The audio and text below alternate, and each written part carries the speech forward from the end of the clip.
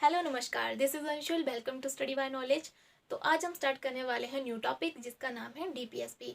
DPSP यानी कि directive principles of state policy. यानी कि ये क्या बोलता है, किस चीज़ की बात करता है। ये स्टेट को वेलफेयर बनाने की बात करता है। जितना भी काम होगा वो स्टेट गवर्नमेंट के द्वारा किया जाएगा स्टेट को वेलफेयर बनाने के लिए। तो जो हमारे डायरेक्टिव प्रिंसिपल्स हैं उनको 3 प्रिंसिपल के हिसाब से डिवाइड किया गया है। सबसे पहले है सोशलिस्टिक प्रिंसिपल, दूसरा है Gandhian principle and third one is liberal intellectual principle. तो जो हमारा डीपीएसपी है उसको कॉपी करा गया है आयरलैंड से, और ये जो है इसके लिए पार्ट नंबर जो है 4 हो जाएगा और आर्टिकल नंबर जो है 36 to 51 इसके लिए हो जाएगा। तो आगे है हमारा कि जो हमारा डीपीएसपी है इसको भीमराव अंबेडकर जी के द्वारा नोबल फीचर्स इसको कहा गया है। और ये जो हमारे डीपीएसपी हैं वो कैसे होते हैं, नॉन जस्टिसेबल होते हैं। यानी कि अगर किसी भी व्यक्ति के डीपीएसपी जो हैं वो एक्सप्लाइड होते हैं तो हम किसी भी कोर्ट में जाकर इसके खिलाफ अपील नहीं कर सकते, because they are not justiciable. But जो हमारे फंडामेंटल राइट होते हैं वो जस्टिसेबल होते हैं। हम अगर किसी भी व्यक्ति के फंडामेंटल राइट जो हैं वो एक्सप्लाइड होते हैं तो हम किसी भी कोर्ट में जाकर इसके खिलाफ अपील कर सकते हैं। तो सबसे पहले आते हैं हम आर्टिकल नंबर 36 के ऊपर। क्या बोलता है, तो ये बात करता है डेफिनेशन ऑफ स्टेट। यानी कि स्टेट की जो परिभाषा है वो आर्टिकल नंबर 36 में हमें देखने को मिलेगी। स्टेट को फ्रेम करने की बात यहाँ पे कही गई है। तो जो हमारा 36 है और एक और आर्टिकल हमें देखने को मिलेगा जो कि स्टेट के बारे में बात करता है, हमने पिछली क्लास में पढ़ा था। तो वो हो जाएगा आर्टिकल नंबर 12 जो कि हमें फंडामेंटल राइट के लिए देखने को मिलेगा, और ये जो है वो हमें डीपीएसपी के लिए देखने को मिलेगा आर्टिकल नंबर 36। याद रखेंगे। आगे है हमारा आर्टिकल नंबर 37। ये क्या बोलता है, application of the principles contain in this part. यानी कि स्टेट गवर्नमेंट के द्वारा जितनी भी न्यू स्कीम्स बनाई जाएंगी, जितने भी लॉज पॉलिसीज वगैरह बनाई जाएंगी, तो उनको जो है लागू करने की ये बात करता है, उनको एग्जीक्यूट करने की ये बात करता है। कौन? Article number 37। ठीक है। आगे है आर्टिकल नंबर 38। ये क्या बोलता है, state to secure a social order for the promotion of the welfare of the people. यानी कि इसमें क्या बोला गया कि स्टेट क्या करेगा, स्टेट जो है पब्लिक वेलफेयर के लिए उसके ग्रोथ के लिए जो है पब्लिक वेलफेयर के ग्रोथ के लिए, उसके प्रमोशन के लिए एक सामाजिक व्यवस्था बनाएगा, एक सोशल ऑर्डर बनाएगा, जिससे जो है उस पर्सन के उसको जो है सामाजिक, आर्थिक और राजनीतिक न्याय उसको मिलेगा। अब सामाजिक न्याय क्या होगा, यानी कि समाज के अंदर जो है किसी भी व्यक्ति के साथ कोई भी भेदभाव ना हो। ठीक है। उसके साथ जो है वो एक समान उनके साथ व्यवहार किया जाए, और उसको जो है मतलब कोई भी भेदभाव उनके साथ ना हो, कोई भी अन्याय उनके साथ ना हो। यानी कि धर्म के आधार पर उनके साथ भेदभाव ना हो, जाति के आधार पर उनके साथ कोई भेदभाव ना हो, यानी कि उनके मतलब उनका जो है वो शोषण ना हो, ऐसा इसमें बोला गया है। और आगे जो है वो हमारा है आगे है हमारा राजनीतिक न्याय। राजनीतिक न्याय से मतलब ये है कि जो पढ़ा लिखा है, ठीक है, उसको जो है उसके उसके हिसाब से उसको काम मिले, जो कम पढ़ा लिखा है उसके अनुसार उसको काम मिले। यानी कि बोलने का मतलब ये हुआ कि जो उसकी क्वालिफिकेशन है उसके बेसिस पर उसकी पोस्ट को डिसाइड किया जाए। ठीक है। उसके बेसिस पर जो उनको काम मिले। ठीक है। सभी के साथ जो है एक जैसा व्यवहार किया जाए। जो कम पढ़ा लिखा है तो उसको जो है वो उसके अनुसार उसको काम मिले, जो ज़्यादा पढ़ा लिखा है उसको उससे मतलब अच्छी पोस्ट मिले। ठीक है। तो ऐसे इसमें बोला गया है। और हमारा जो आर्थिक न्याय है उसमें ऐसा हो जाएगा कि मतलब सोसाइटी के अंदर न ही कोई ज़्यादा गरीब हो, न ही ज़्यादा कोई अमीर हो। ठीक है। आर्थिक मामलों में सभी जो है एक बराबर हों। ठीक है। किसी के साथ कोई भेदभाव ना हो, और जो जिसके पास रोजगार नहीं है उसको रोजगार मिले, जिसके पास काम नहीं उसको काम मिले, उनके साथ कोई भी शोषण ना हो, अन्याय ना हो।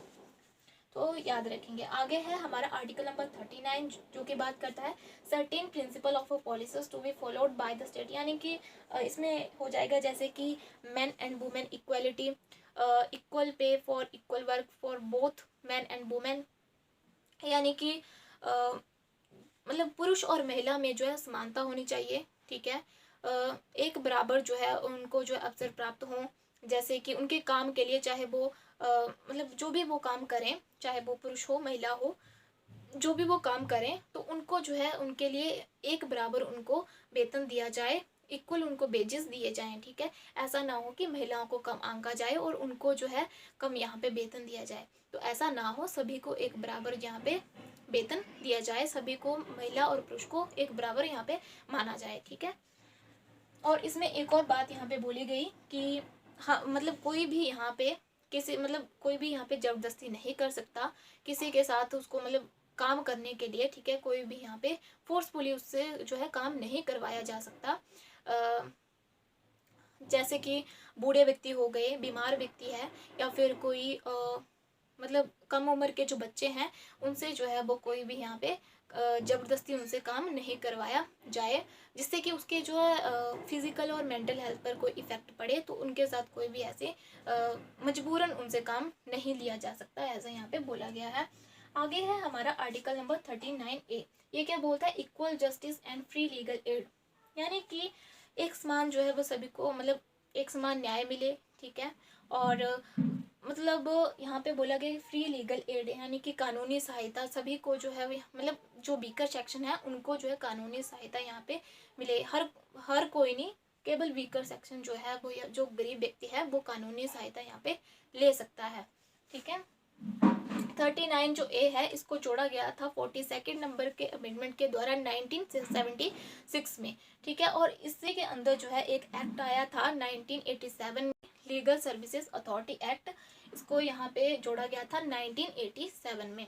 और इसके अंदर भी यही बोला गया था कि सभी को जो इक्वल जस्टिस मिले, ठीक है, गुड जस्टिस सभी को मिले, और जो भी सोसाइटी के अंदर वीकर सेक्शन है उनको प्रमोट किया जाए, और उनको जो है फ्री जो है लीगल सर्विसेज उनको प्रोवाइड करवाई जाएं, और फ्री जो है एजुकेशन उनको दी जाए, ठीक है। उनको प्रमोट करने की यहाँ पे बात कही गई है। और यानी कि जो गरीब व्यक्ति है वो यहाँ पे कानूनी सहायता ले सकते हैं इस एक्ट के तहत, ठीक है। तो लीगल सर्विसेज अथॉरिटी एक्ट। तो आगे है हमारा आर्टिकल नंबर 40। आर्टिकल नंबर 40 क्या बोलता है? ऑर्गेनाइजेशन ऑफ विलेज पंचायत, यानी कि जो गांव के अंदर जो ग्राम पंचायत है उनके गठन की बात यहाँ पे की गई है आर्टिकल नंबर 40 के अंदर, जो कि गांधीयन प्रिंसिपल से ये जुड़ा हुआ है।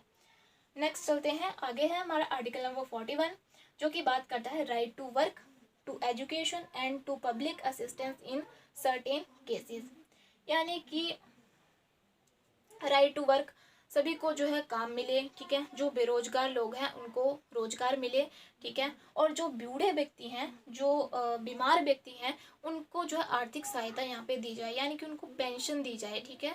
इसके बारे में यहाँ पे बोला गया है आर्टिकल नंबर 41 में, ठीक है। और जिन मतलब जो कम मतलब जो बच्चे हैं, ठीक है, उनको जो है एजुकेशन यहाँ पे दी जाए। आगे है हमारा आर्टिकल नंबर 42 जो कि बात करता है provision for just and human condition of work and maternity relief, यानी कि यहाँ पे बोला गया है कि कोई भी व्यक्ति है, चाहे वो गवर्नमेंट सेक्टर में काम करे, प्राइवेट सेक्टर में काम करे, जो भी उसका ऑफिस है वो कैसा हो, सही कंडीशन में हो, वहाँ का इन्वायरमेंट जो है वो सही कंडीशन में हो, जहाँ पे वो काम करता है वहाँ के जो खाने पीने की जो व्यवस्था है वो अच्छी हो, उसका जो ऑफिस है वो साफ़ सुथरा हो, ठीक है। तो यहाँ पे ये पूरी चीज़ें बोली गई हैं कि जिससे कि उसको काम करने में कोई दिक्कत ना आए, कोई परेशानी ना हो, ठीक है। यहाँ पे बोला गया, और उससे जो है लगातार वहाँ पे काम न करवाया जाए, ठीक है। कुछ यहाँ पे ब्रेक दिया जाए, कुछ टाइम के लिए उनको यहाँ पे ब्रेक दिया जाए, ठीक है। इसके बारे में ये बात करता है। और साथ ही में ये जो प्रेग्नेंट वुमेन्स होती हैं उनके लिए भी ये उनको भी यहाँ पे थोड़ा सा जो है यहाँ पे छूट दी गई है, यानी कि जब वो प्रेग्नेंट होती हैं तो उनको यहाँ पे कुछ टाइम के लिए फ्री कर दिया जाता है, और इससे जो है उनकी यहाँ पे सैलरी भी कट नहीं की जाती, यानी कि उनको जो है यहाँ पे छुट्टी दे दी जाती है ताकि वो आराम घर पे जो है अब आराम कर सकें, ठीक है। तो यहाँ पे ऐसा बोला गया है आर्टिकल नंबर 42 के अंदर। 43 क्या बोलता है? Living veg etcetera for workers, यहाँ पे बोला गया है कि जो वर्कर्स होते हैं, ठीक है, जो वर्कर्स होते हैं उनको क्या हो, इतनी सैलरी उनको दी जाए जिससे कि वो अपना जो है जो भी उनकी ज़रूरतें हैं वो पूरी हो सकें, ठीक है। उनकी सैलरी इतनी तो होनी चाहिए कि जिससे जो है उनकी छोटी मोटी जो ख्वाहिशें होती हैं वो अपनी पूरी कर सकें, ठीक है। और उनको जो है जो वर्कर्स होते हैं उनको जो है यहाँ पे छुट्टी यहाँ पे दी जाए, जैसे कि कोई भी फेस्टिवल हो तो उनको यहाँ पे छुट्टी दी जाए, उनसे लगातार जो है काम न करवाया जाए, ऐसा इसमें बोला गया है। तो वर्कर्स के लिए बोलता है, और जो हमारी जो कॉटेज इंडस्ट्रीज़ होती हैं उनको प्रमोट करने की भी बात ये करता है, यानी कि जो गांव के अंदर जो छोटी मोटी इंडस्ट्रीज़ होती हैं उनको प्रमोट करने की ये बात करता है आर्टिकल नंबर 43। ठीक है, तो याद रखेंगे। तो आई होप कि आपको ये क्लियर हुआ होगा। तो इसी के साथ जो है आज के लिए बस इतना ही। कल से हम नेक्स्ट जो हमारे आर्टिकल हैं उनको हम आगे कंटिन्यू करेंगे। तो थैंक यू सो मच। जय हिंद, जय भारत।